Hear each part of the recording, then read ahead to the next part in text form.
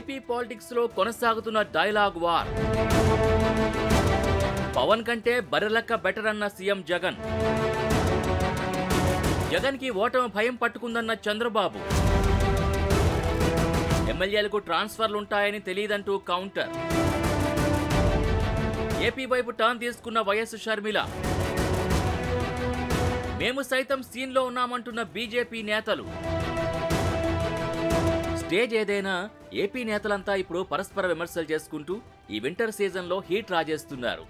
శ్రీకాకుళం జిల్లాలో YSR Sujaladhara project, kidney research centre, super speciality hospital ప్రారంభోత్సవం అనంతరం నిర్వహించిన బహిరంగ సభలో పాల్గొన్న జగన్, చంద్రబాబు, పవన్ కళ్యాణ్లపై తీవ్ర స్థాయిలో విరుచుకుపడ్డారు. ఈ దత్తపుత్రుడి పరిస్థితి అక్కడ ఎలా ఉంది అంటే, ఆ తెలంగాణలో పోటీ పెట్టి ఇన్నిన్ని డైలాగులు, ఆంధ్ర రాష్ట్రానికి వ్యతిరేకంగా కొట్టిన ఇన్నిన్ని డైలాగులకు ఆయనకు పడిన ఓట్లెన్నో తెలుసా? చివరికి అక్కడ ఇండిపెండెంట్ గా నిలబడిన చెల్లెమ్మ బర్రెలెక్కకు వచ్చిన ఓట్లు కూడా ఈ పెద్ద మనిషికి దత్తపుత్రుడికి రాలేదు. డిపాజిట్లు కూడా రాల. విన్నారుగా, జనసేన అధినేత పవన్ కళ్యాణ్ పై జగన్ చేసిన వ్యాఖ్యలివి. Non local package star Pawan Kalyan, Chandrababu భాగస్వామి అంటూ సీఎం జగన్ ఘాటు వ్యాఖ్యలు చేశారు. తెలంగాణలో తాను పుట్టనందుకు తెగ బాధపడిపోతున్నా అంటూ పవన్ చేసిన వ్యాఖ్యల్ని గుర్తు చేస్తూ ఆయన్ని ఒక ప్యాకేజీ స్టార్గా అభివర్ణించారు. టీడీపీ అధినేత చంద్రబాబుపై సైతం తీవ్ర స్థాయిలో ఫైర్ అయ్యారు జగన్. దత్తపుత్రుడిని పక్కన పెట్టుకుని డ్రామాలాడుతున్నారని, మాట మీద నిలబడిన చరిత్ర చంద్రబాబుకు లేదని ఫైర్ అయ్యారు. ఆ పెద్ద మనిషి దత్తపుత్రుడు అక్కడ తెలంగాణలో తాను అంటాడు, తెలంగాణలో తాను పుట్టినందుకు తెగ బాధపడిపోతున్నాను అని చెప్పి అంటాడు. తెలంగాణలో తాను పుట్టినందుకు తన దురదృష్టం అని చెప్పి కూడా అంటాడు.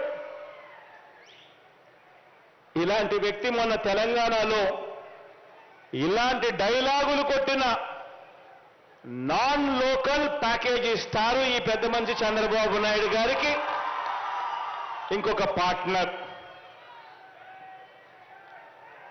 ఈ పెద్ద మనిషి ఆంధ్ర పాలకులకు చుక్కలు చూపిస్తా అని చెప్పి తెలంగాణలో డైలాగులు కొడతాడు.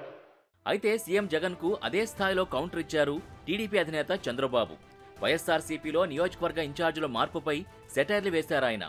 150 మందిని మార్చినా ఆ పార్టీకి మళ్లీ అధికారం దక్కదన్నారు. ఆ పార్టీ అభ్యర్థులకు డిపాజిట్లు కూడా రావని ఎద్దేవా చేశారు చంద్రబాబు. మునిగిపోయే పడవ వైసీపీ అన్నారు చంద్రబాబు నాయుడు. ఈరోజు ఎక్కడికక్కడ మనం చూస్తూ ఉంటే అన్నిట్లో దిగజారిపోయే పరిస్థితి వచ్చింది. అందుకే ఈయనకు జగన్ మామూలుగా లెక్కలు తారుమారైపోయినాయి. 175 సీట్లు గెలిచిపోతామని సంకలెగరేశాడు.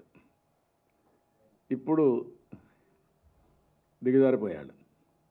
ఓటమి భయం పుట్టుకుంది తాడేపల్లి ప్యాలెస్లో. దానికోసం ఇప్పుడు 11 మంది ఇన్ఛార్జ్ ఒకటేసారి మార్చేశాడు. అంటే నాకైతే అర్థం కాల. 45 ఏళ్ళు నేను రాజకీయాల్లో ఉన్నాను, కానీ ఎమ్మెల్యేలకు మంత్రులకు ట్రాన్స్ఫర్లు ఉంటాయని నాకు తెలియదు ఇంతవరకు. అంతేకాదు, వైఎస్ఆర్సీపీ నేతలకి బంపర్ ఆఫర్ ఇచ్చారు చంద్రబాబు. ఎవరైనా టీడీపీలో చేరతామంటే పరిశీలన చేస్తామంటూ డోర్లు తెరిచారు. వాళ్ళు అంత మంచి వాళ్ళు ఉంటే చూద్దాం. మునిగిపోయే పడవని దూకేయాలనుకుంటారు కదా, అది తప్పే ఉంది. చిల్లు పడింది, నీళ్ళన్నీ వస్తున్నాయి. ఇంక it is matter of time, అది మునిగిపోతుంది. అందరికీ తెలుసు ఆ పడవ మునిగిపోతుందని. ఈసారి మునిగిపోతే శాశ్వతంగా మునిగిపోతుంది. ఆ పార్టీకి ఒక చరిత్ర లేదు, ఒక పద్ధతి లేని పార్టీ, పునాదులు లేని పార్టీ, పునాదులు లేకుండా కూలిపోతుంది. ఆ విషయం మీరు గుర్తుపెట్టుకోవాలి. ఇలాంటి అరాచకాలు చేసిన తర్వాత ప్రజలు ఎవరు దాన్ని క్షమించరు.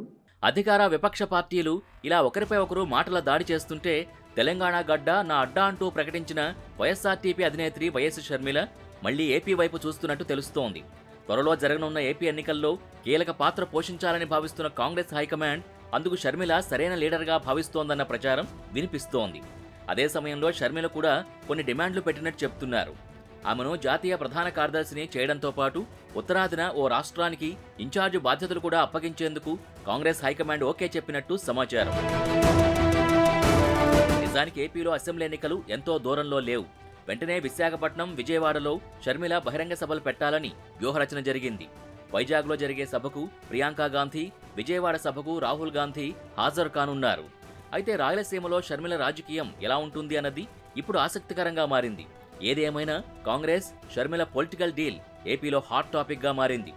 ఏపీ కాంగ్రెస్ ఇన్ఛార్జ్ రుద్రరాజు నాయకత్వంలో చేరికలు లేవని, షర్మిల ఎంట్రీతో వైసీపీ అసంతృప్త నాయకులకు గ్యాలం వేయవచ్చని హైకమాండ్ ఆలోచనగా చెప్తున్నారు.